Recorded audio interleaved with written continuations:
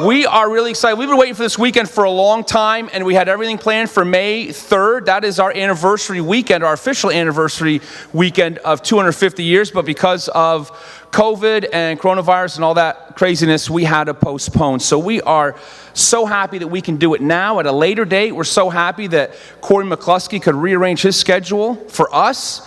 How amazing is that he can still be here even though we had to do that and rearrange things. So we're so grateful that he can be there. We're so grateful for you here. We know a lot of you are watching online, so we want to welcome you as well. Again, this is our 250th anniversary. Can you believe this church has been around for 250 years? Some of you were here when it began. I'm not going to name names, but you know who you are, and maybe you can tell some stories from our early days. I'm just looking at you, Colton. It doesn't mean I'm trying to pick on you or anything. So thankful for coming out. And again, if you're online, welcome as well. Our theme this year has been "Great is Thy Faithfulness." Not just the hymn, that's been our theme, our hymn theme, but that comes from a portion of Scripture in a book called Lamentations. And Lamentations is written by Jeremiah the prophet, and he is known as the weeping prophet. If you've read through Jeremiah or Lamentations, these are sad books because God's judging. He's judging his people. It's bad times, and people are looking to God for hope. And in this book of Lamentations, he writes in chapter 3, he says this about God in this tough time: "The steadfast love of the Lord never ceases. His mercies never come to an end. They are new every morning. Great is thy faithfulness." And that's our theme. 250 years that God has been good to this church, and he continues to be good to this church. So this is really a celebration weekend where we're not celebrating ourselves, we're celebrating our Heavenly Father. So we're excited that you can be here. Just a couple quick notes. If your kids act up and they start to talk, no problem. Just take them to Danny. Where's Pastor Danny? He said he'll watch them for the service. Just take them right over there. He's ready to go with them. So just drop them off at the back pew, and he'll entertain them. So you don't have to worry about. If you want to drop your kids off now, feel free to do that over there too, as well. I'm sure they'd be glad to do that. So I'm going to pray and open our time together, and we are going to show a short video that sort of outlines our history, and then Brian Snyder, our church historian or future church historian, is going to come and give a short but comprehensive overview of David's history that will tomorrow at 2:00 he'll be able to expand that a little bit, and then after that I'll introduce our headliner Cory to you, and we'll go from there. But let me pray as we open. Heavenly Father, we thank you so much for tonight. We thank you for your faithfulness in our lives, in this church's life. We thank you for all the lives that have been changed here at David's. We thank you that you are a good God and a merciful God, and you love us even still and are faithful to us even still, even though we don't deserve it. Lord, you are good to us, and you are gracious to us, and your blessings and your mercies are new upon us every single day, and we are thankful for that. We thank you that we can take this weekend and take it aside, even in the midst of coronavirus, and even in the midst of a lot of our folks not being able to be here because of the threat of sickness, Lord. But even in the midst of all this, we can come aside and celebrate your goodness and your faithfulness to us, Lord. Bless us this evening, Lord. May tonight be filled with laughter and fun, but also may it be filled with your presence, and may we leave tonight blessed and overflowing from your goodness, Lord. We thank you, we love you, and we pray these things in your name. Amen.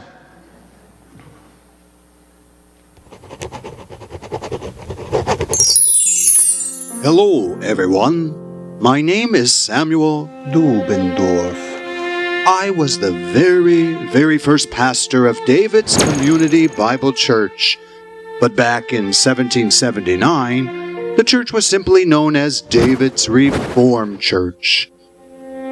I may look a little strange to you in 2020, but this is the way that pastors dressed in the 1770s. I'm here to help you celebrate your anniversary, 250 years as a church. God has been faithful to David's church for 250 years. The book of Lamentations says, "The steadfast love of the Lord never ceases. His mercies never come to an end. They are new every morning. great is your faithfulness. Much has happened in 250 years, but one thing has never changed. God is faithful. David's church started as a union church along with Salem Lutheran Church. We have the same birthday as them, the 4th of May, 1770. This is the date of the first written record of our church. It was a baptismal service where 4 people were baptized. They included John Nicholas Ullman, Johann Adam Thoma, Franika Khan, and Anne Katharina Banter. Although this is the first written record of David's church, we believe the Union Church was probably much older.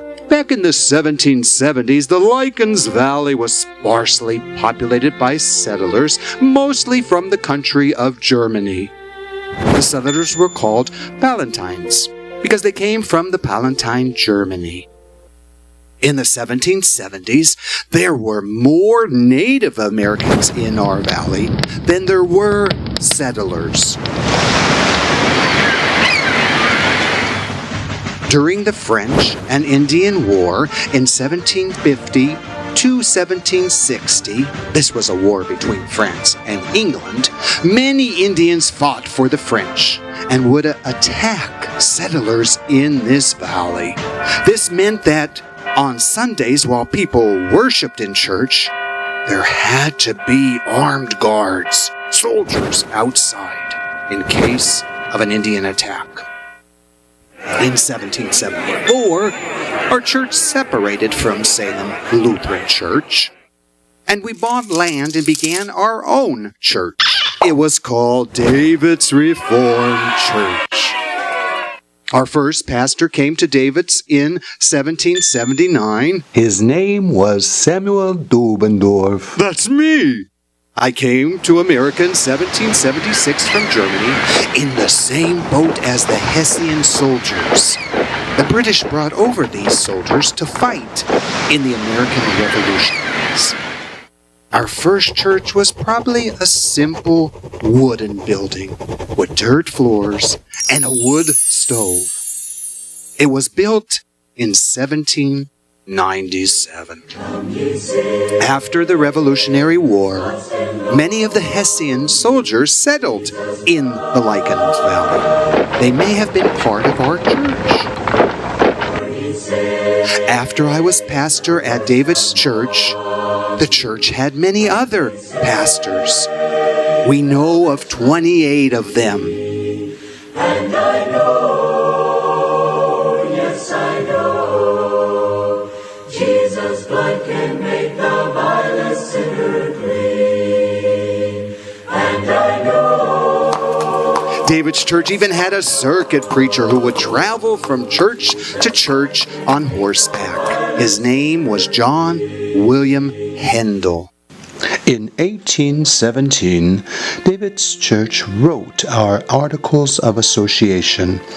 This was our constitution, professing what we believe as a church. This document was signed and sealed by the Deputy Chief of the Secretary of the Commonwealth of Pennsylvania. Well, there's been a lot of changes since I was pastor here at David's church. Of course, the building has changed. We built our brick church in 1866. In 1970, we built a brand new sanctuary. We had to tear down some buildings. Then, in 1980, we expanded our sanctuary again. This is the same sanctuary where we are meeting to worship now. God has been so good to David's church for many years. We have had a lot of changes, but some things never change. And one that can never change is the Bible. Chapter 25, our theme this year is 250 years of God's faithfulness to David's church. That's how long we have been here as a church. Also, the meaningful fellowship of like-minded Christians has not changed. The power of prayer in the church still comes from God. We are still reaching people for Jesus here in the valley, ministering to those who are in need, and worshiping our triune God in spirit and truth. We also try to help those around the world. We thank God for His faithfulness. For 250 years, we cannot wait to see what He has in store for us in the years to come. I almost want to just sit down and just say, well, you've heard it all, but I won't. Could we have the first slide, please? Or is it there? Do I have it? There we are. Okay. Oh, my. All right. My name is Brian Snyder. As Pastor Allen said, I have been, hired as the church historian, although I've been doing it for a little while. But I want to do a quick history, and they've given me 15 minutes, so I kind of feel like I should say, please keep all arms, hands, and legs in the vehicle at all times, because we're going to go rather quickly here, all right? So hold on, and we'll do the best we can here.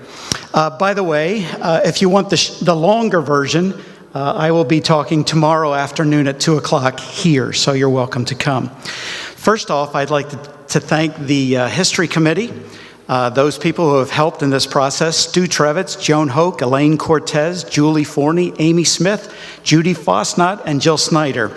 And then others who have donated or at least let me borrow to scan photographs and documents. I really appreciate that. Thank you very much. One more thing I'd like to say before I get going is we've been working on this for just under a year. I really wish we could have started this about 3 or 4 years ago. There are a lot of documents photographs and record books that we needed to find, scan, transcribe, translate from German, read, assimilate, and then hopefully give you something that's presentable. So I'll do my best with that. The next slide, we've already seen this twice, so I'm not actually going to read it again, except for the phrase in red: great is your faithfulness, O God. And that's why we're here. I want to set that stage and give glory where it belongs. The evidence that Samuel Dubendorf was talking about, that the church began in 1770, actually comes from the record book at Salem Lutheran Church. I thought the church started in 1774 because that was the first book that I saw, and it's from 1774. So we do not have that book, and I don't have access to it, but we have access to a translation of that book. And so the very first page says, Church Record for the Evangelical, Lutheran, and Reformed Congregations. And that's where we have the evidence that we were a joint church at that time. So in 1774, David's church, as he said, we kind of split off and started our own church. And this is the record book from that church. This record says, Church Record of the Evangelical Reformed Church in Likens Valley, begun June 8th of 1774. This is that book. This is that book. And I would open it and I would show you pages, but some pages may fall out. It's totally written in German. It is cool to see. You're welcome to see it. And by the way, I have taken time to scan all the pages in there. So even though you don't want to handle that book a whole lot, we don't want you to handle that book, you actually will be able to look at a notebook, a 3-ring binder that has those pages in it. I'm talking too much. I got to keep going. So in that book, in the very first couple of pages, there are lists of baptisms. I don't know if Bill Nace is here, but I think he's listed there. My German's not so good. So I think Bill Nace, is listed there. And then on the right side, it lists the first confirmation class in 1774. Back in those days, the way that you acquired land was different than it is today. if I wanted to buy my property, which I did, I negotiated for a price, and then a deed was written. It was recorded at the county, and the property was mine. Well, can you imagine starting from, well, who owns this property, back in the colonial days? Anyway, the way you got land was, the first thing, you submitted an application for a warrant. And so this is not the original. This is a photocopy of the warrant application that Adam King and George Negley, and I'm going to read what's written there, maketh application for 160 acres of land in Wiconisco Valley, Lancaster County. By the way, we were not Dauphin County until 1785. And then it says, in trust for the First Presbyterian, which I think they meant Reformed, and Lutheran churches where their houses are already built. So that was the application for the warrant. That same day, a warrant was issued. This is a photocopy of that warrant. I wish I had the original, but I do not. And basically, a warrant was a certificate that gave the right to use the land, to build your house on it and start clearing the land in order to farm it. And Samuel Dubendorf was our first pastor. Do you recognize him? I think you do. Unfortunately, we couldn't get a photograph of him because that wasn't invented yet. So he became our first pastor in 1779. On the right side there is a document that he wrote in 1788 that we have, that is a record of his pastoral acts. So there's lists of births, baptisms, and there's actually a marriage, a wedding on there. So anyway, you can look at that document at some point. So in 1792, you have to remember both congregations were together at this point. In 1792, there was a meeting of the leaders of the two congregations where an agreement was made to divide the land. Okay, that 160-acre property, 161. And so they were going to divide it 80.5 acres each. And this is that document. It's a picture of it is hanging on the wall in the back of the sanctuary, if you'd like to look at it. The original, of course, is somewhere else. If I had a photograph of the original building of David's church, I would be glad to show you, but I do not. This, however, is a photograph of another church close by, a few miles away. This is Stone Valley Church up in Northumberland County. So if David's church would have had a building, it probably looks something like this. Construction was started in 1794, probably finished about 4 or 5 years later. Levi Buffington was the guy who was contracted to finish the building for 108 pounds and other considerations, which I'll go into more tomorrow. I got to go faster. I'm taking away from Cory's time. The third step of acquiring land, after you received the warrant, you needed to have the land surveyed. So the left picture up there shows a copy of the survey that was done. It's a photocopy, not the original. I'm not going to talk about the photograph on the right because that takes too much time. And I'm not going to talk about this one either. Come back tomorrow and you can hear. So then once the land was paid for, a receipt was given for the land. This is an actual document that we have. I think they paid 60 cents at the time. I'm not exactly sure what that was for. It was not for the whole purchase price, I can tell you that. William Penn made the land available for, I believe it was £5 per 100 acres. Okay? So we would have owed about 8 pounds, whatever the pound was at that time. So we paid it off and we received the receipt for that. And then about 6 months later, we received what is called, and this is the last step, we received the patent for that land. Another word would be a deed, okay? They both give title to the land.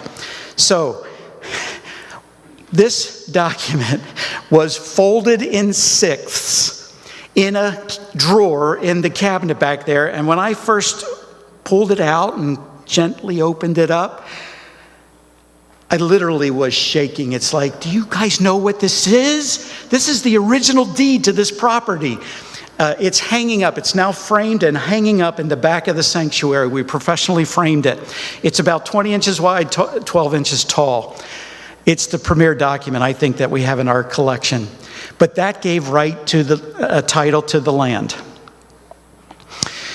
You recall the Articles of Articles of Agreement in 1792, where they agreed to divide the land. Well, this is the deed that they wrote in 1808 to actually do that, divide the land. We have that document as well. These are some maps that I drew. This was the property, of course, before it was divided. This is the way they divided it. Why they divided it this way, I have no idea. I would have thought just split it in half this way, like a hamburger, but they did not. And then for interest's sake, I put on, this is what David's church property is today. Our second pastor was a guy by the name of Reverend James Riley. I mention him specifically because he was very instrumental in having the church become incorporated as a legal entity. Back then, there was a law written in 1791. I won't go into all the details. He was also instrumental in having a parsonage built here in 1813. And that is a portrait we found on the internet that was somebody painted in 1814 of Reverend Riley. Pretty cool in my mind. It's always nice to have corroborating outside evidence of things you're talking about. In 1816, there was a guy by the name of James Whiteside, actually went around the Pennsylvania counties and drew maps of the counties at that time from surveys that were done. This is a photograph or a scan of one of his maps. The center part of that shows Upper Paxton Township, and then the pull-out box on the right shows 2 church buildings on either side of the road in Killinger. It's not listed that way, but that's what it shows. Okay, the video talked about becoming incorporated. This is the Articles of Incorporation, the Constitution of the church, so to speak. It was written in 1817. This is actually where the first mention of David's comes in. The church was officially named the German Reformed David's Church of Upper Paxton Township, Dauphin County. There were 22 signers on that, and that is pretty cool in my mind. Some descendants actually are sitting here today, and I'm just going to name a few of the descendants of one Peter Hoy. He was one of the signers. You might know Stu Trevitz, Ellen Trevitz, by the way, separately descending from him. Romaine Huffman, Elaine Deppen, Elaine Cortez, David Baer, Joan Hope, Nancy Wrights, DJ Hoy, Fred Huffman, Keith Huffman, and Crystal Otland, just to name a few of the people who are direct descendants of one of those signers. I thought that was pretty cool. There are others of those signers who were soldiers in the Revolutionary War. I have more research to do on that.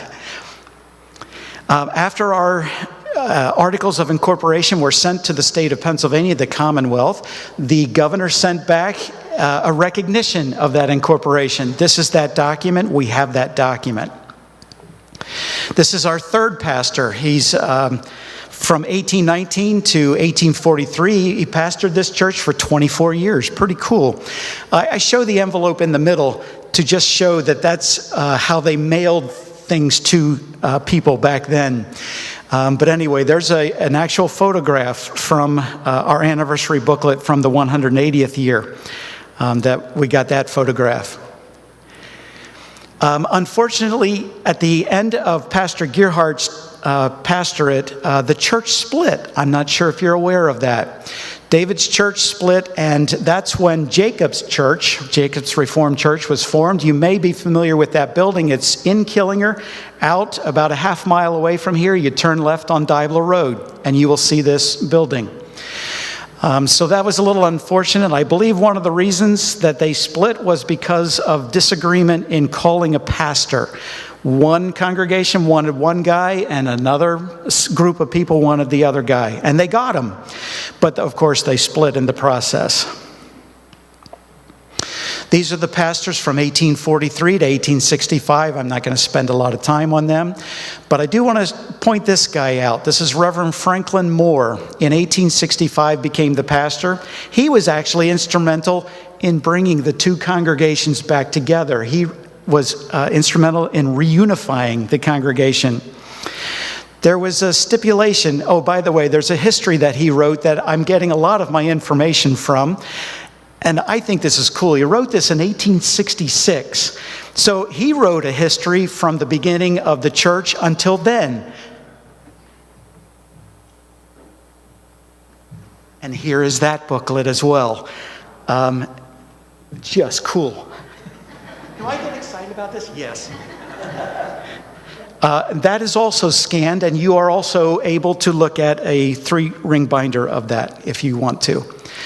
Okay, I wanted to quote part of his history here. After a series of meetings for the purpose of adjusting their difficulties, it was resolved that the Jacobs congregation was to sell its church property, and the Davids congregation was to sell 60 acres of their church land and bring it all into a common building fund towards the erection of a new church. They did that. And in the book that we're preparing, I actually found the information of when the property was split up and sold, so I will be able to give you that then, not today. Oh, sorry, I wanted to read this. Oh, I already did. Let's go on. This is that building. You recognize it as our old church building. So this was built in 1866, as the video mentioned. These are the pastors from 1868 to 1898. I'm going to go quickly, 1898 to 1914, just to give you. Danny Evans made the comment that, wow, the staff of the church today is much nicer looking than these guys. So I just thought I'd throw that in there. Pastors from 1915 to 1952. The guy on the right, Reverend Eldon Earhart, is the person who wrote the 180th anniversary booklet, and we have derived a lot of our information from there, and we're indebted to both of those guys for writing histories.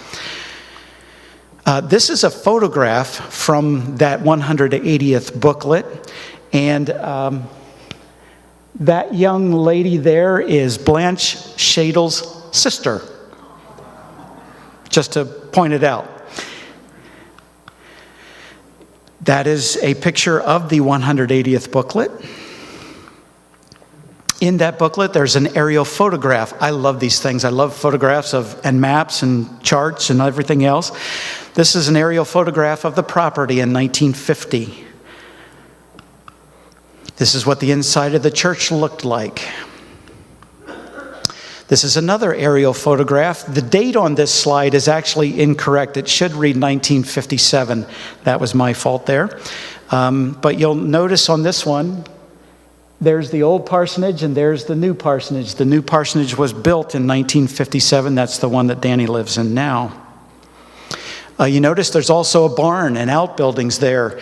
At different times, the pastors who were pastors here were able to farm the land in order to help pay their salaries, which wasn't much, by the way.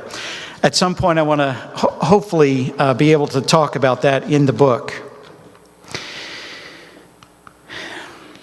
Here are the pastors from 1953 to 65.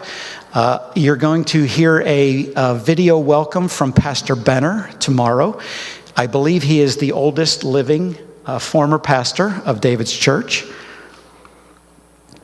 In 1959, the church became a member of the United Church of Christ denomination. And then in 1965, a young pastor came by the name of Brooke Solberg. Brooke was gifted as an evangelist, speaker, and spiritual leader.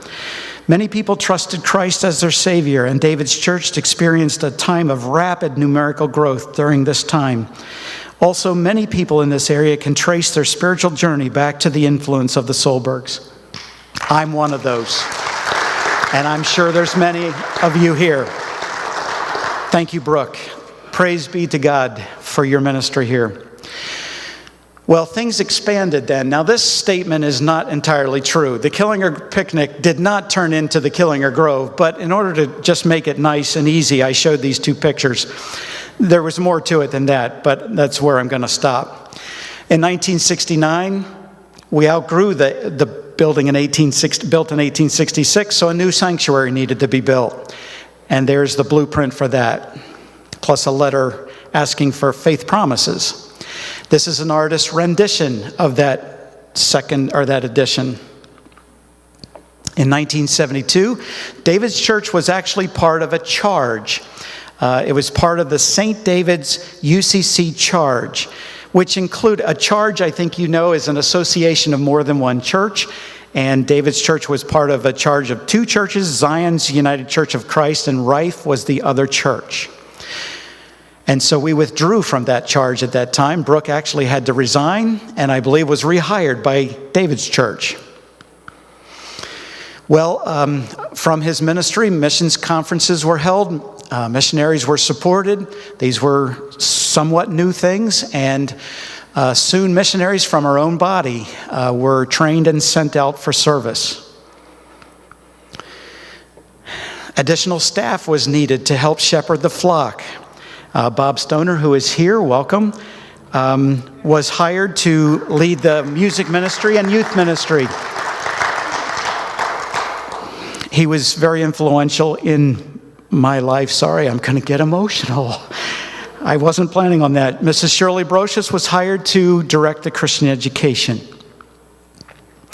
Well, that building became too small. And so a third sanctuary was planned and built in 1980. This is a blueprint of that building. In 1986, we said goodbye to the Solbergs and hello to Dr. David Parsons. I do not have a photograph of him. If any of you has a photograph, I would love to see a copy of that, please.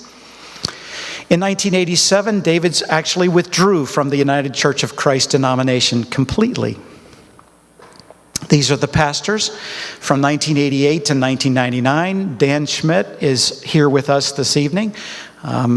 Again, very influential. He and I worked together somewhat in the youth ministry at that time. Pastors from 1999 to 2013. You'll hear from some of them tomorrow. In 2002, David's Church built the Common Ground Field, which is a series of athletic fields designed to be an outreach to the community.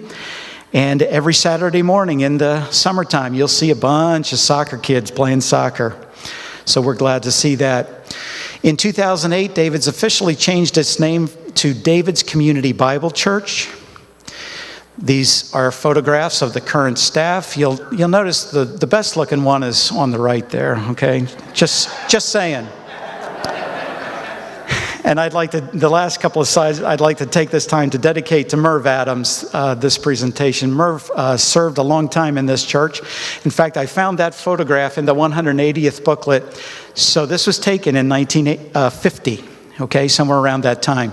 Merv unfortunately passed away in 2018, so he's looking at us from above. Here's an aerial photograph.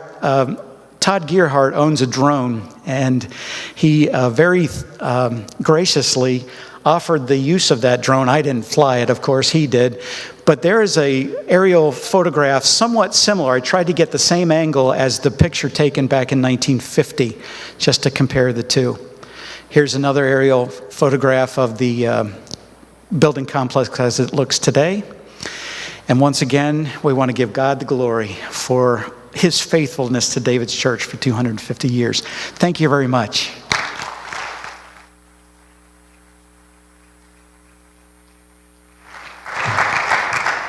All right, thank you, Brian. That was great. And again, tomorrow at 2 o'clock, there'll be a more thorough, he'll go over some of that, but also there'll be time for question and answers. So if you saw something you'd like to ask him about, tomorrow will be a great time to do that as well.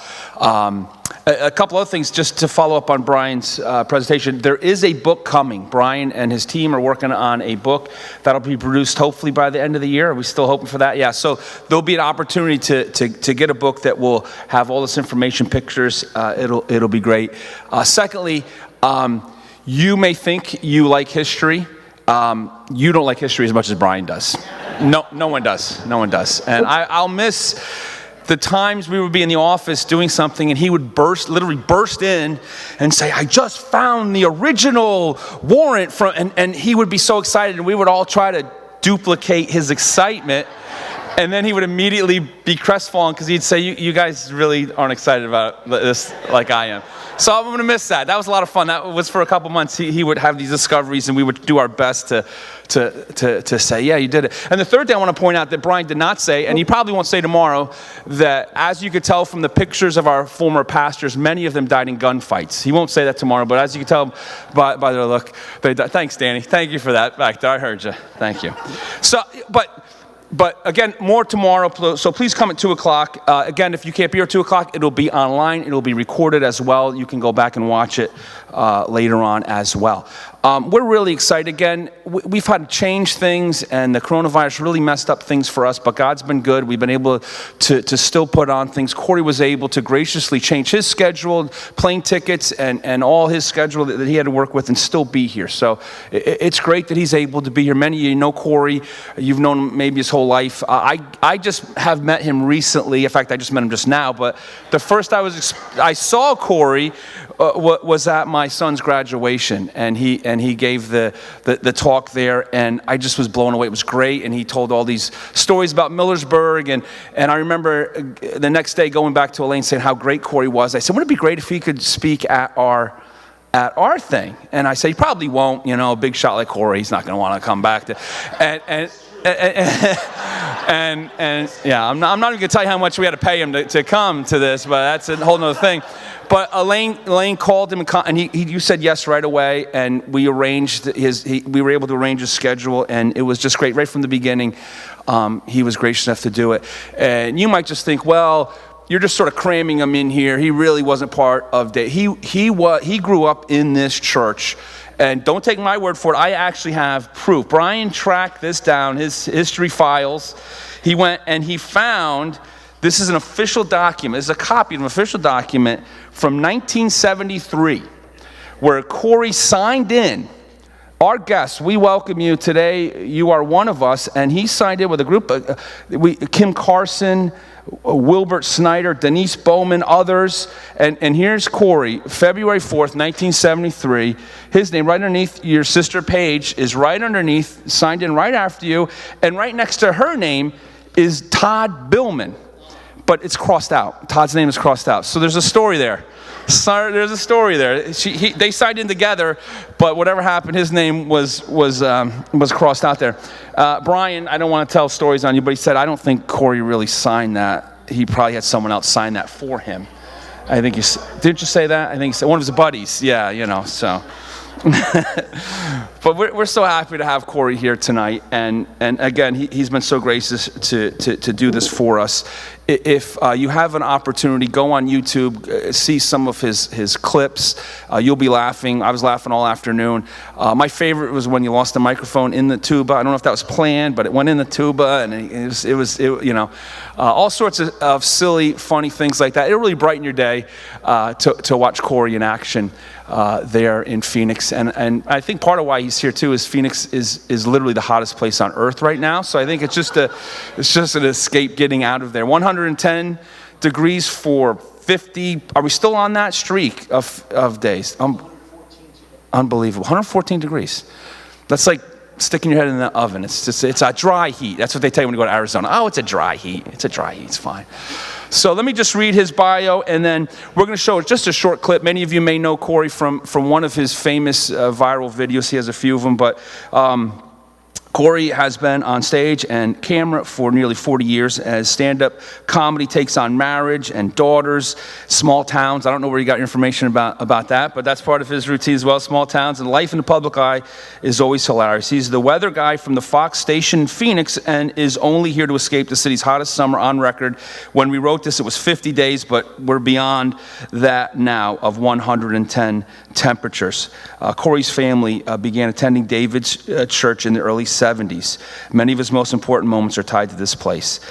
Cory and his wife, Mary Jane, have 3 daughters, one son-in-law, Golden Doodle, 2 Chihuahuas, and of course the world's first granddaughter.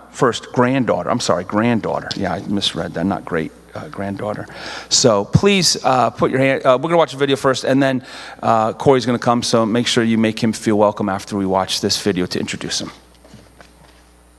We'll bring you on into the temps, and we're all doing okay. Wow, 750 degrees in Gila Bend right now. And 1,270 in Ahwatukee. Now, I'm not authorized to evacuate Ahwatukee, but this temperature seems pretty high. Cave Creek is really Yeah, Cave Creek, Fountain Hills, they don't look good either. And frankly, Wickenburg is a total loss. Oh my God. You might as well just get out of anywhere along this 60 here. It's very warm. Surprise is starting to heat up as well at 1,300 degrees. So again, the safe spots seem to be Chandler and Mesa. Scottsdale is doing okay so far, but you know, you're sort of surrounded by some pretty intense heat. So, you know, again, I'm not your dad, but I would get out while you still can. I think steel boils at about this temperature. So Cave Creek, there's probably nothing left up there right now.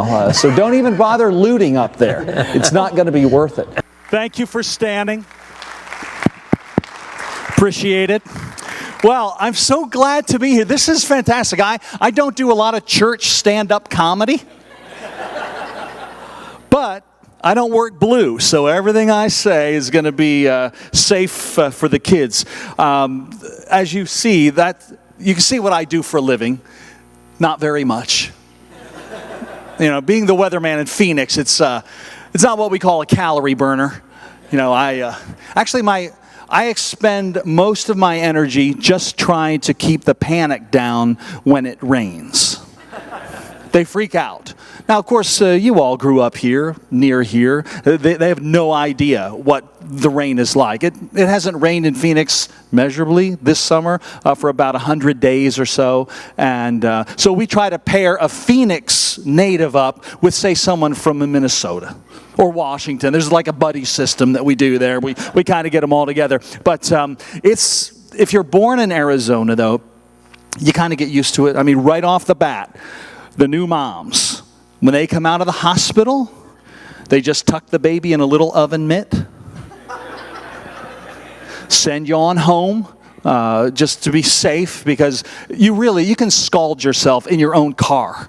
I've sat down. It's like a branding iron that's right in front of you at all times. It's really horrible. And Pastor Allen was right. We have, I hate to talk shop, but we've had 110 degrees for more than 55 days now. I know. Today it was 114. That's really how God says, don't live here. You know?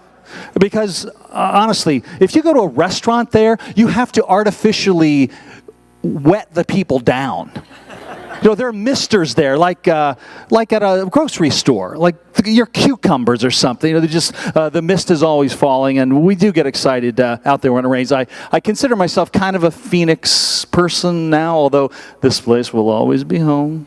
Absolutely. Now, of course, the new changes in our world have changed a lot of things. For me, I feel like I'm in better shape than I've been in quite a while, because I'm getting all my steps in. Are you part of the new Maskercise program? This is the distance that you travel back to your car after you've forgotten your mask. Okay. Just keep a tally. I'm up to like 1.5 miles already this year. Now, one thing about being quarantined, you know, stuck at home and all this stuff, you get to do a lot of things. I mean, things you thought you would never do, like go to Reed's with a surgical mask. You know, who would have thought it? Or, you know, wash a banana. Grow a beard like that. You know? One thing I did actually, cleaned out the junk drawer. I know. You all got one, right? We had one. There's my sister Jill's over here. Our junk drawer was filled primarily with 17,000 photographs, thankfully unmarked and not in any order. So it was an adventure to go in there for sure. And then various scissors and, you know, sharp things generally. But I was able to get into ours. Now, there are two ways that, your junk drawer needs to be taken care of. One is obvious. It does not close, okay? Now, the second is worse. This is the most horrible of all the indicators. It only opens halfway. You don't know what's in there. Whatever it is bad. And so you don't know how you're actually going to get in there. Now, there are a couple of methods. What I like to start with, call it the lullaby. Now, that's just like a soft pull. And you think you're sort of tricking whatever is stuck in there. Like it doesn't know you're coming. It rarely works. But then what I like to do is go for the shock and awe. That's the big yank. This is bad too, because that inevitably wedges whatever's in there more tightly. So then you're really in a jam. Then I like to go with what I call the Harry Potter. Now, this is where you find like a pencil or a chopstick or a ruler, some kind of wand. So you can kind of get in there and just start flicking the thing, whatever it is. But you've already wedged it, with the shock and awe. So it's probably not going to work for you. Then we go to what I like to call the meerkat. You know what a meerkat is? Those animals, they pop their heads up. Now, to do this, you have to actually clear out everything under the junk drawer, the cabinet. Then you crawl in. Now, if you are the kind of insane person whose junk drawer is the second drawer down, I don't know what kind of maniac you are, but if you are, then good for you, because this might actually work, because, you're in the cabinet, but you're behind the drawer, and you can kind of pop up. If you're a nut like that, then it's at chin level. You can actually see. But if it's the top drawer, forget it. It's still at your forehead.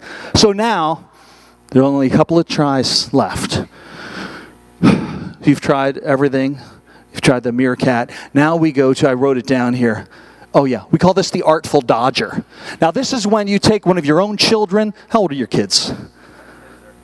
Look, if you have to take that much time, you should have seen him. He like rolls his eyes. Are you well? How old?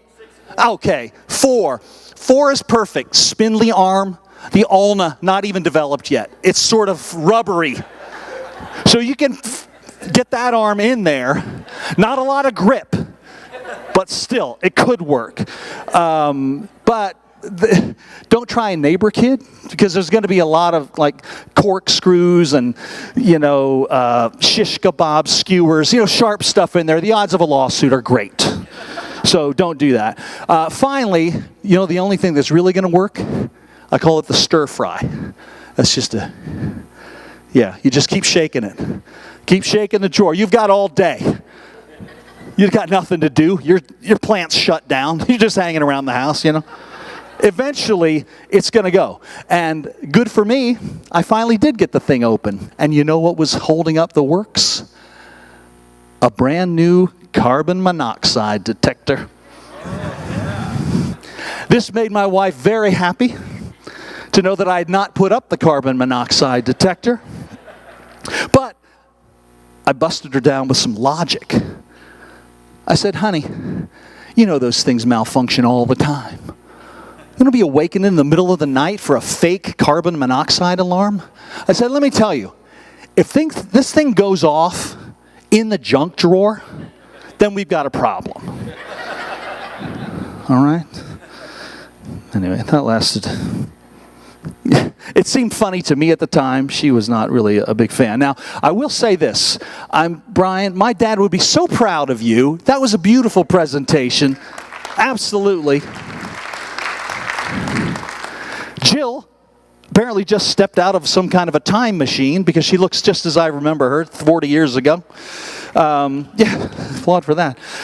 But for a building, a church to get together in 1770, very impressive. Now, Brian, I think you're going to be excited to see this, because I've got something that you do not have. Yeah. I'm glad you're wearing Depends, Brian. Because you're going to need them. Oh, golly, when I show you what I've got here. I can't really tell you yet where I came across it. However, it's quite delicate, and boy, I know that feeling of sort of being very nervous about opening it up because it's ancient.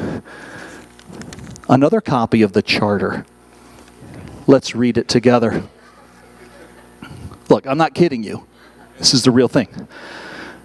Whereas Christians residing in and near the village of Killingerville, having sought and received the blessing of the Almighty on their endeavors, have on May 4th in the year of our Lord 1770, near the juncture of Berrysburg Pike and the Little Wickinesco Creek, established the German Reformed David's Church. It is hereby ordained that the church be populated primarily by Etzweilers, Millers, Whitmers, and Deiblers.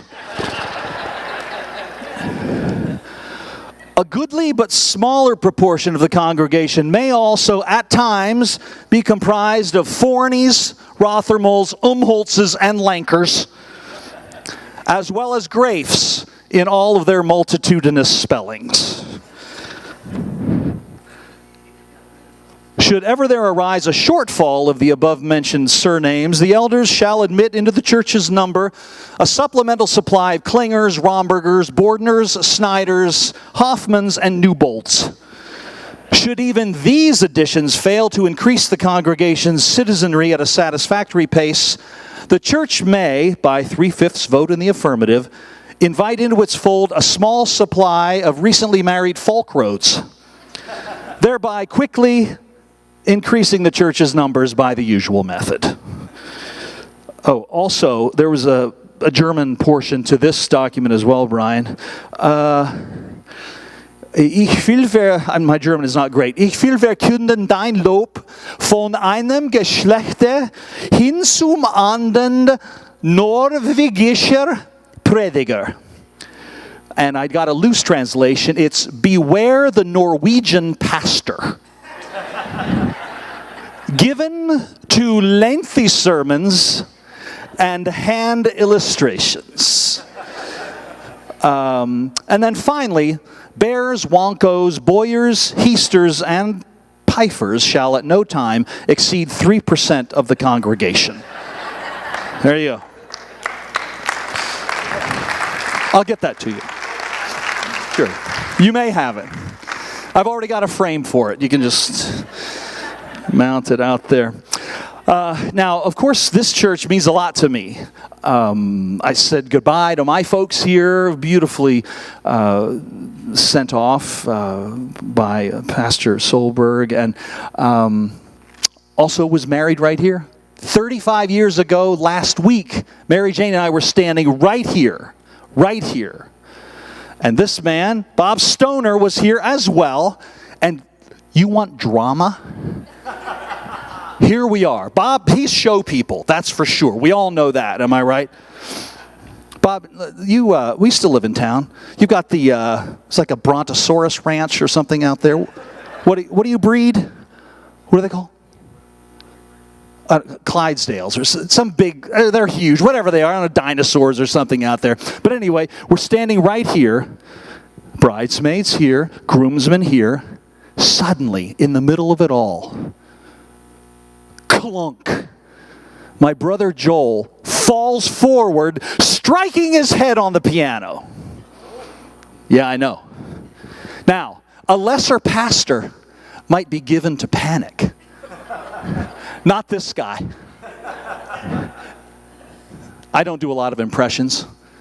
This is my Stoner impression. Just let him lie there.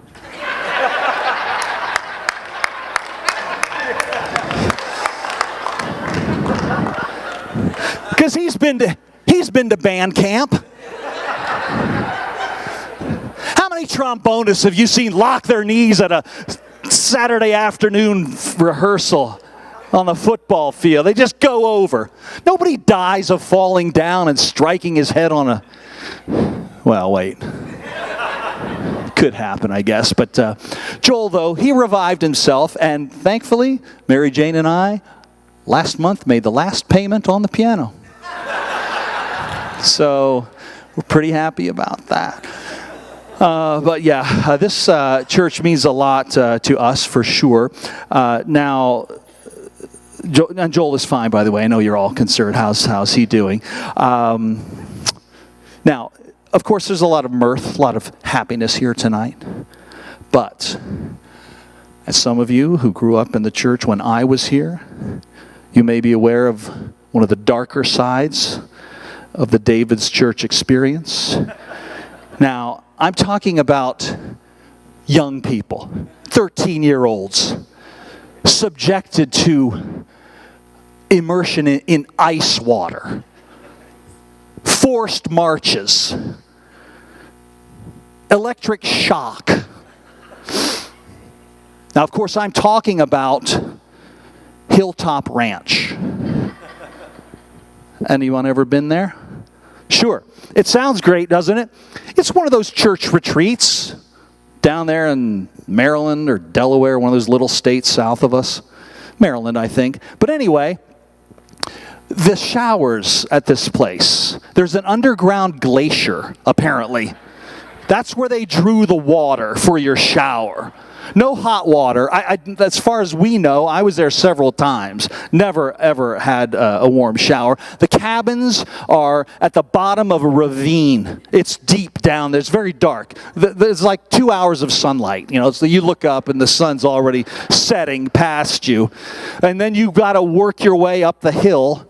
And then when you get there, here's where things get a little dicey. Because part of the fun, dinner time, it's always fun. The food was fine. I never had any trouble with the food. However, the most chilling part of the experience, quiz time. Now, David Bear is over here, a good friend of mine. I believe you've had the Hilltop Ranch experience, have you not? You can vouch for me on this. When quiz time came, this was like a full contact quiz experience because it was conducted by some masochist. I don't know who he was. Some staff person, I believe. But anyway, it involved a stool much like this one, except it was all metal, okay? Who didn't have this nice padding on the top. It'd just be a metal stool like the kind you would find anywhere.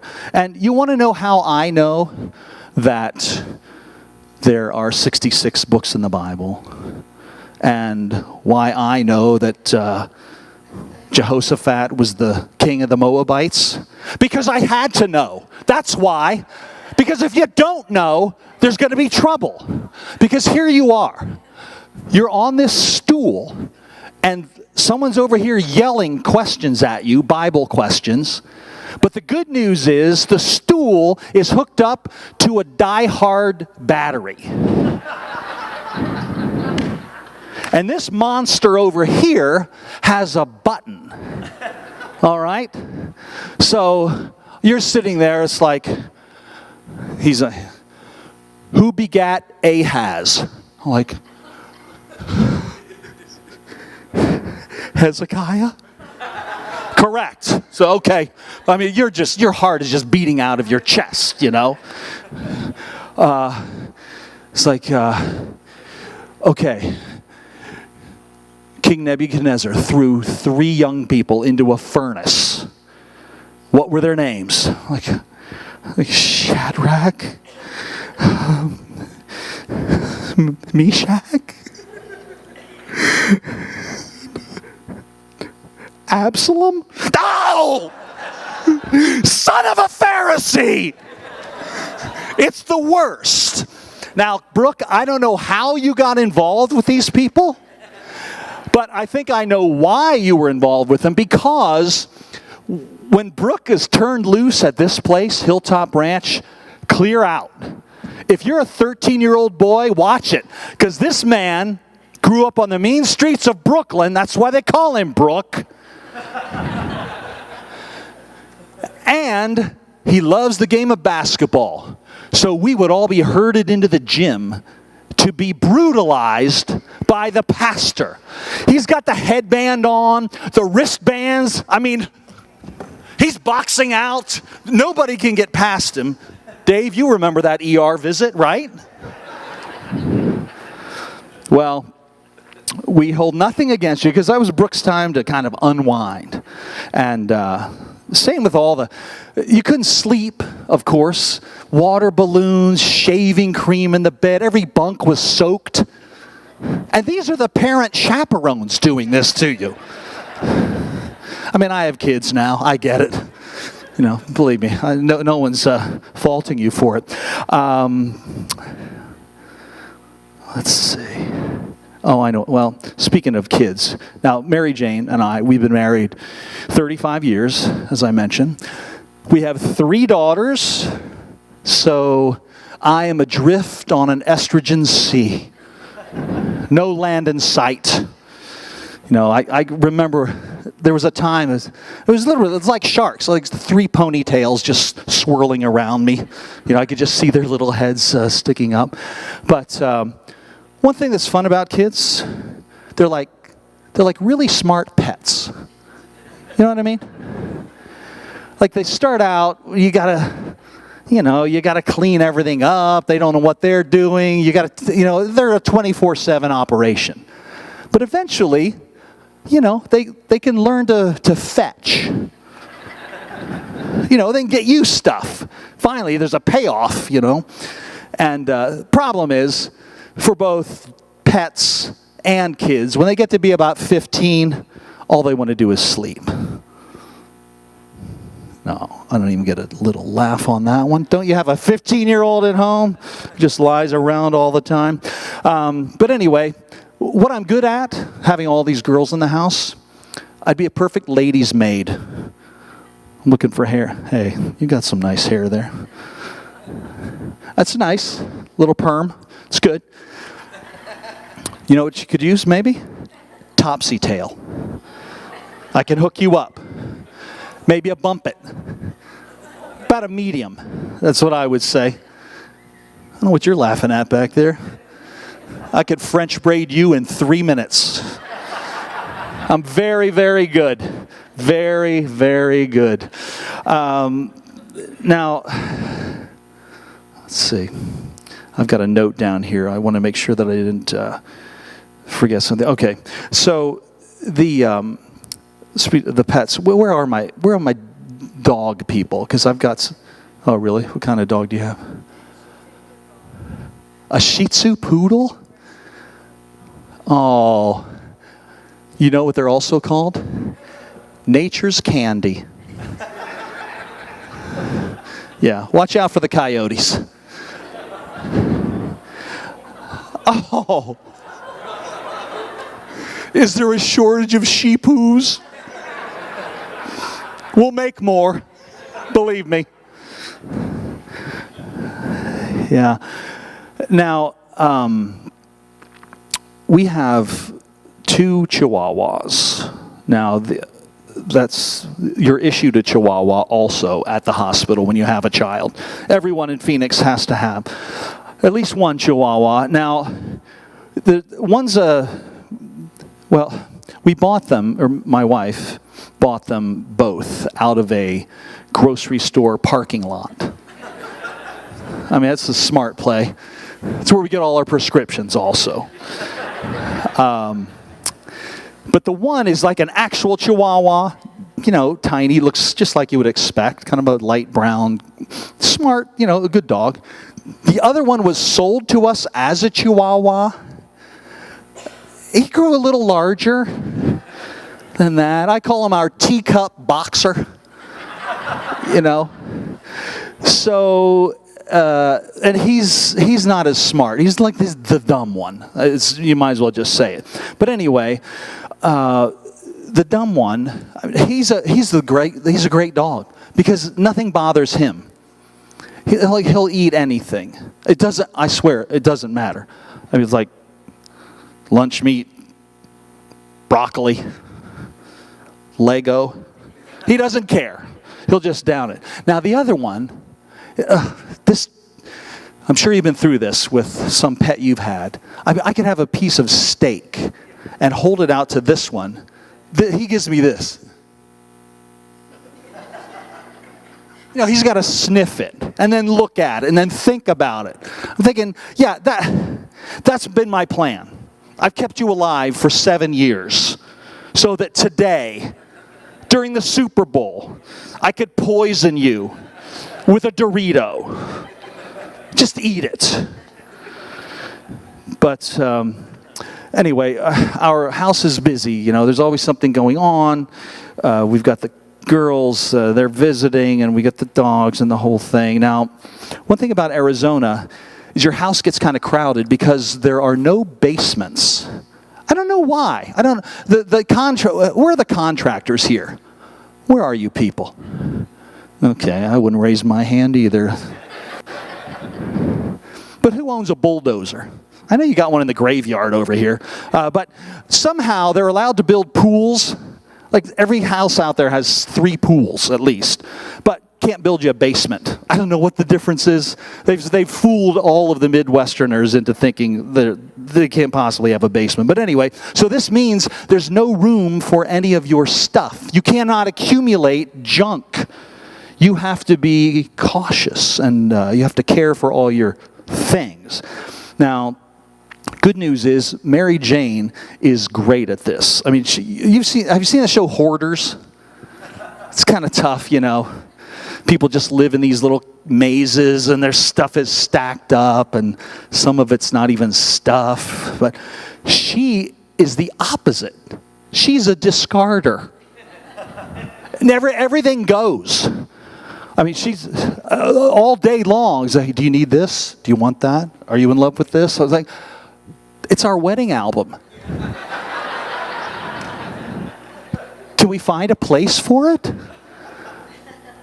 And so anyway, even the dogs, they're afraid to lie down. They're like always in motion. Oh, here she comes. Just bark or something, you know. But now this is the point in the show tonight where I'm going to try to make both looting and Nazis funny. Okay, so tuck that away. Start working on it now. Soften up your own brains. We'll see if it works. But you see how all of this will come together. So Mary Jane, because she's such a discarder, she loves goodwill. She loves donating. I mean, she knows the people there. Eric and Juan. Those are the guys. Those are the intake guys.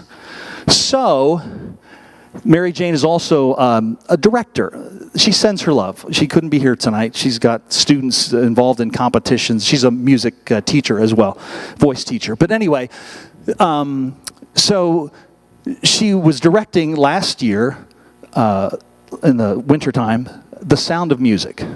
Is there anyone here who has never seen the movie or the show The Sound of Music? Like never. It's okay. You needn't be ashamed. Oh, okay. Well, let me tell you what it's about. The Sound of Music, it's about a bunch of Austrian children with English accents. And they have a terrible father who's indifferent. But they hire a defective nun, and she comes to the house and teaches them all how to sing. Then they outsmart the Third Reich, and they hike to Switzerland. That's pretty much the show. But in the middle of the show, there's a big party scene, all right? Now, the thing about directors is that they're always trading stuff out. Bob, I'm sure you've loaned this or that to some other director, and you've got stuff at your house. And at one point last year, not in the garage, in our house, we had Cinderella's Carriage, 33 poodle skirts from Bye Bye Birdie, and all 76 trombones from the Music Man. They were all scattered around the house. So, at one point as well, Mary Jane had to borrow some props for The Sound of Music. Well, there's a scene, it's very dramatic in both the movie and the stage show, where there's a party, and Captain Von Trapp, the indifferent father, he repents later. But anyway, the Nazis are trying to bring him on, but he's Austrian, he'll have none of it. And during the party, he walks in to see that they have hung these big banners with swastikas right in his house. And he just walks up and he tears them down. It's very moving. Well, they're not an everyday item, as you might expect. So, they kind of get passed around from director. Hey, we need, the banners. And so we've got them after the show at our house. And they end up in the back of the car.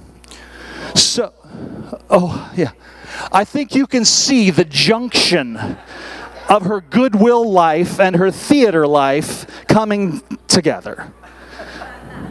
So we're at Goodwill. Eric, you remember, and Juan, but Eric today, he's helping unload all this junk. Mary Jane's up in the front. I'm helping Eric. She's got her earbuds in. And as he's pulling all the stuff in, we're getting near the end, and I just yell out, "Does everything go?" No answer. I said, "Honey, does everything go?" I was like, "What? This old thing, it's my favorite." "What?" I said, "Does everything go?" And as I'm yelling it the last time, Eric has picked up this flat sort of a box, and he's just sliding the lid off of it. As she yells back, "Yeah, everything but the Nazi flag."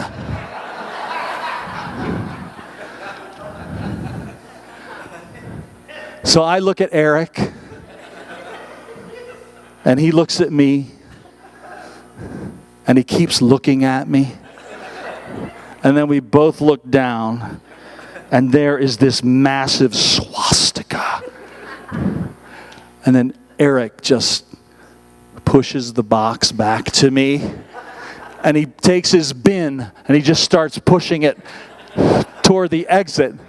Now, what can I say? I'm like, "It's not ours. We just borrowed it." Terrible. So anyway, that was the Nazi part. So yeah, it went over pretty well. Better than I thought. Now, it's hard to find much funny in looting. Now, times are crazy. I mean, we can see it all over the news. And I'm like you. I mean, I'm in the news business, but I'm watching it at home as well. And this was a couple of months ago, kind of when things really got started. They're angry. I mean, they're really angry. I've been angry. I'm not angry enough to burn down a Chick-fil-A, but I've been angry.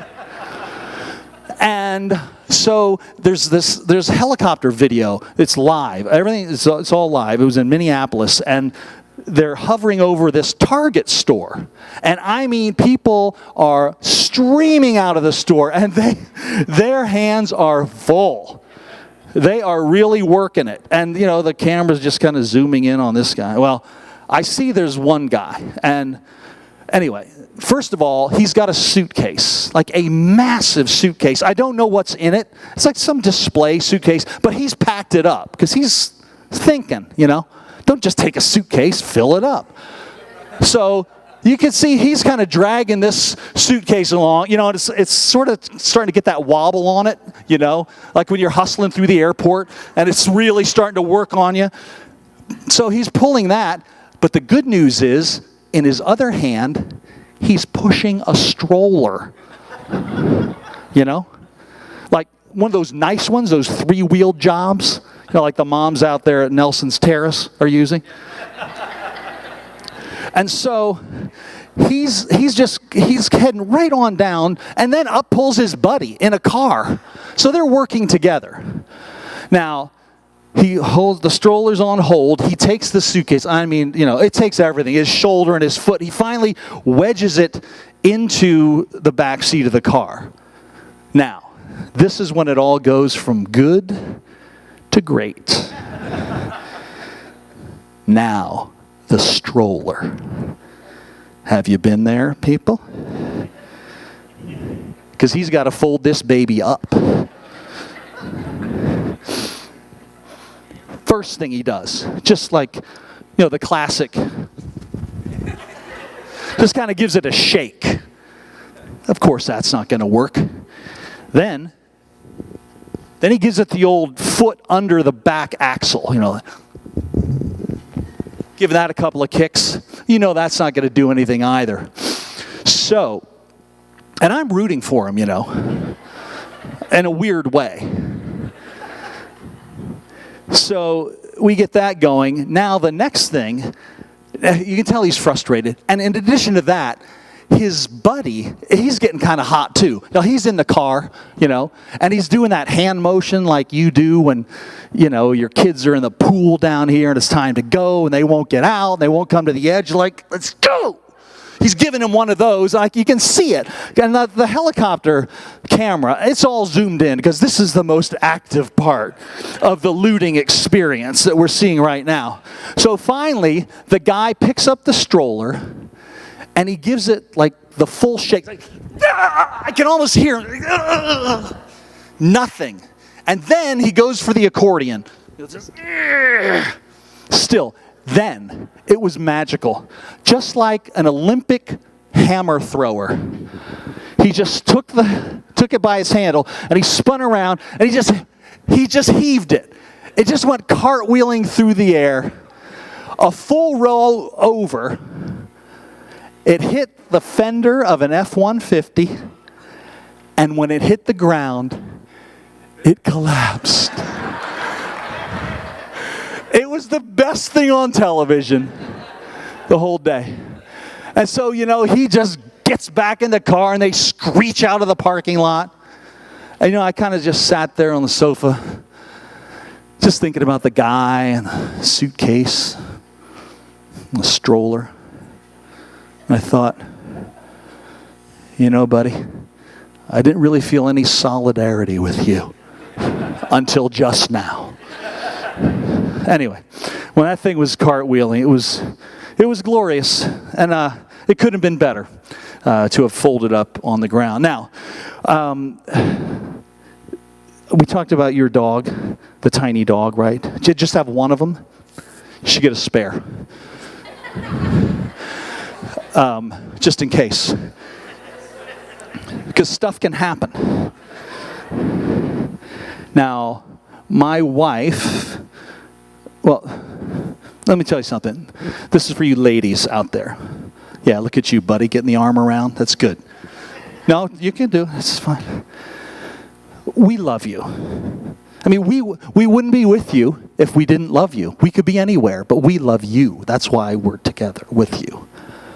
But we don't hear everything you say. I mean, you know what it's like when you're driving in the snow, like a really good snowstorm, and you put the high beams on, and the flakes are just whipping past you? Sometimes that's what your words are like. Just so many of them. And we're doing our best. We're trying to grab what we can grab, but we don't catch it all. Now, if you were to accidentally say something, jarring, like oil change, or deductible, or vasectomy, I mean, that's the kind of stuff, that perks us up, but generally we're doing the best that we can. So my wife had said to me, hey, when you're walking the dogs, remember the dumb one and the smart one, the Chihuahuas, when you're walking the dogs out in the wash, which is just like a dry gulch next to the house, sandy kind of a thing, keep them on their leashes. Don't let them run free, because I saw a coyote out there. Well, I heard what I heard, walk the dogs. So off we go. And of course they're off their leashes because that's what they love. They're dogs.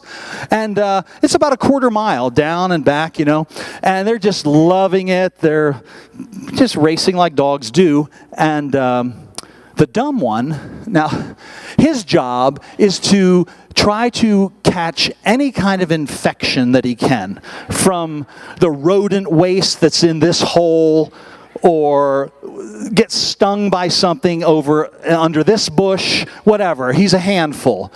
So we're almost back to the house. I'm trying to actually get this dog's face out of a hole in the ground, the dumb one. And then suddenly behind me, I hear, "Arr!" I look around, and there, magically, like a magician, the one that we like, the smart one, he's just levitating. He's just in the air like this. But the reason he was able to do knew it is because he was in the jaws of a coyote. It just had him right like this. It's by the scruff of the neck, like a mother dog would do to its pup if she were going to then eat him in a bush.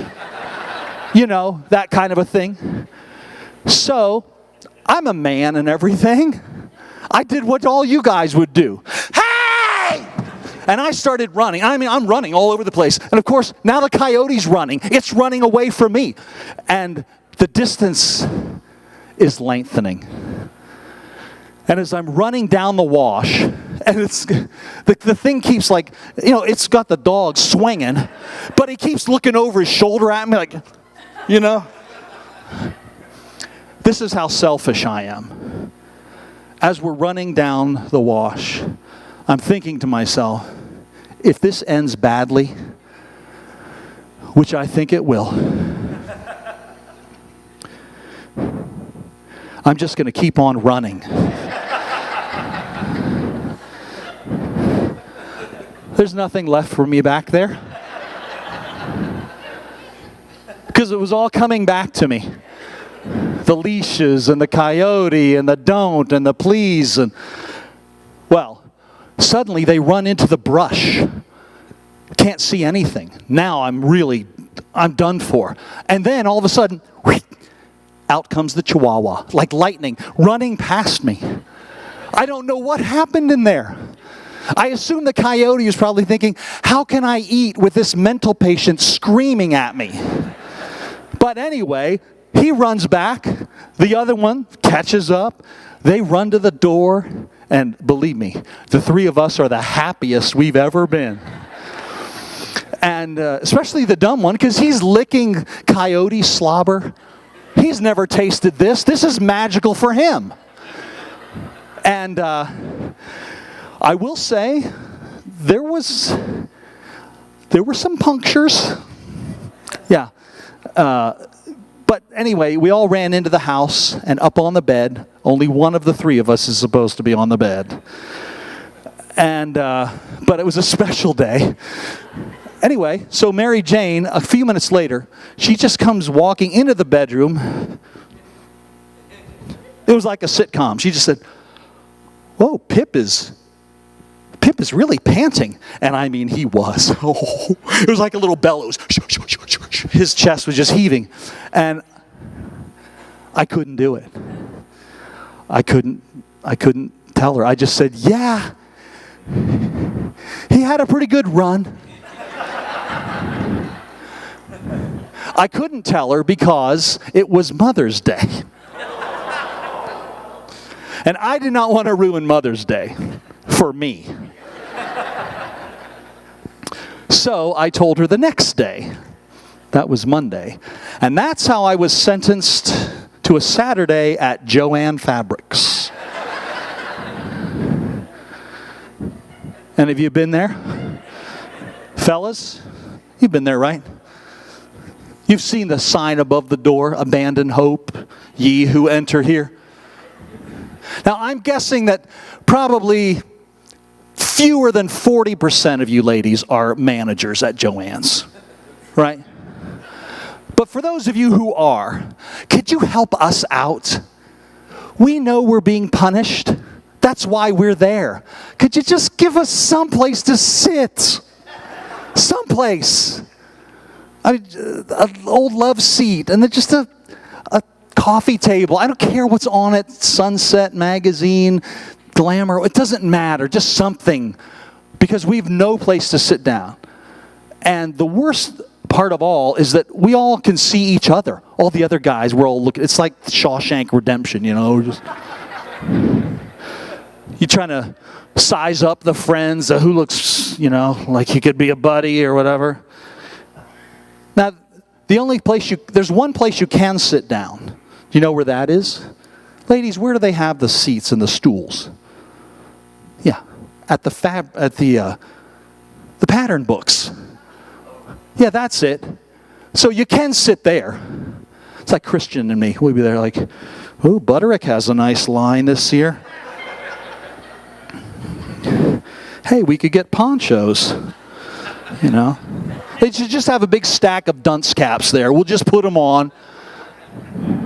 And the problem is, you're there, you don't want to be there, and then everything gets compounded. It's worse and worse because there's always some mean guy there, some old timer, says, hey, keep your nose clean.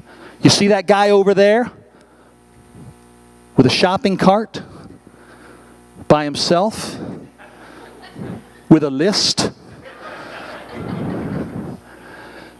He came home one afternoon with a boat. He's in for life. And then the warden, she starts barking at you. You know, the lady who cuts the fabric. She's like, hey, you two, shut up. Going to transfer you to Hobby Lobby. You folks have been great. Those are the jokes. Thanks for having me, everybody.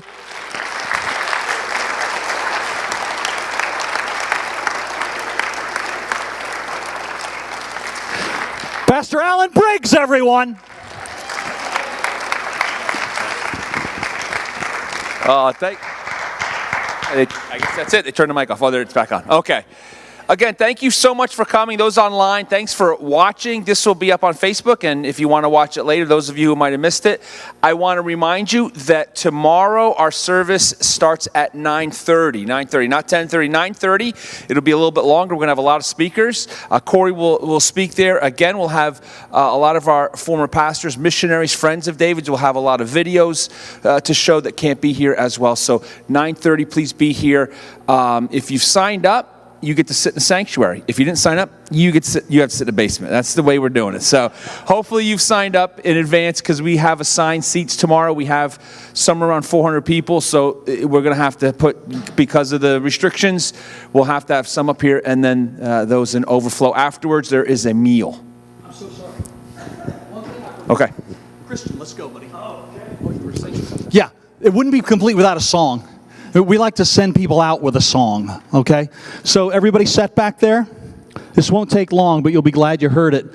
It's one of those hummable tunes that you're going to be rolling around on your tongue like a tic-tac later. Oh, by the way, Brian, here you go. Do you want the Ziploc bag? It's up there. Here you go. It was soaked in coffee. Some kind of really nutty, delicious scent. Yeah.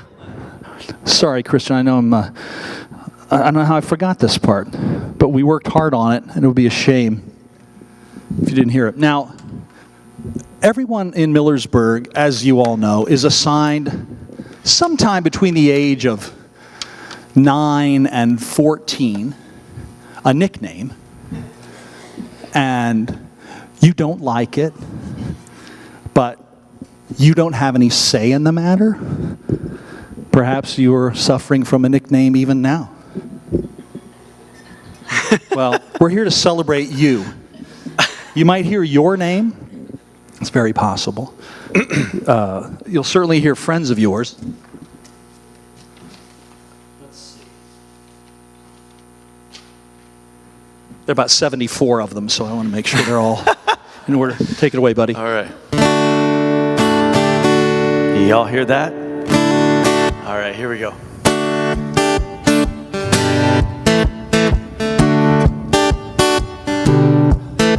Sparky, goody, lefty, henny, pinky, yogi, cubby, Lenny, muley, buzzy, shoey, soapy, stony, sappy, soaky, smoky, stormy, Cindy, whitey, deedy, fetty, hickory, bosty, tweety, baggy, brushy, baldy, jip, slip and flip and rip. It's your Millersburg nickname, and you didn't choose it.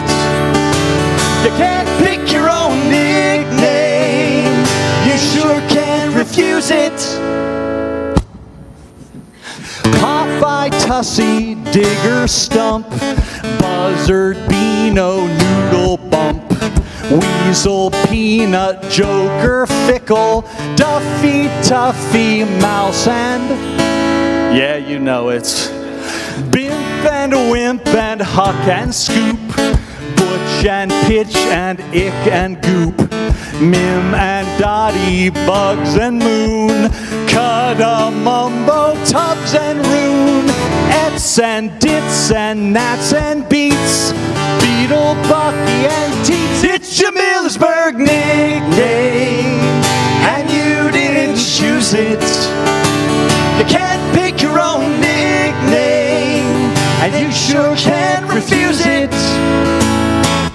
Boom, boom. Shakes and buff and hops and goon, chick and rat and butt and boon, slugger, goofball, rooster, goose, pinky, squeaky, mugs and moose. You know there's Berkey, Buster, Bib and Monk, Shorty, Smiley, Shep and Spunk, Corky, Babe and Sticks and Cappy, Junior, Pepsi, Grumps and Pappy. There's Spoony, Sappy, Spit and Wink, Hoopty, Puke and Louie Link, Flash and Fritz and Nibs and Beats. At least 3 guys named Peach. It's your Millersburg nickname, and you didn't choose it. You can't pick your own nickname, and you sure can't refuse it. Join us, it's your Millersburg nickname, and you didn't choose it. You can't pick your own nickname, and you sure can't. What? Refuse it. Big finish, everybody. Christian, thank you. Thanks for coming out tonight. That didn't cost anything extra. Double your money back if you're not delighted.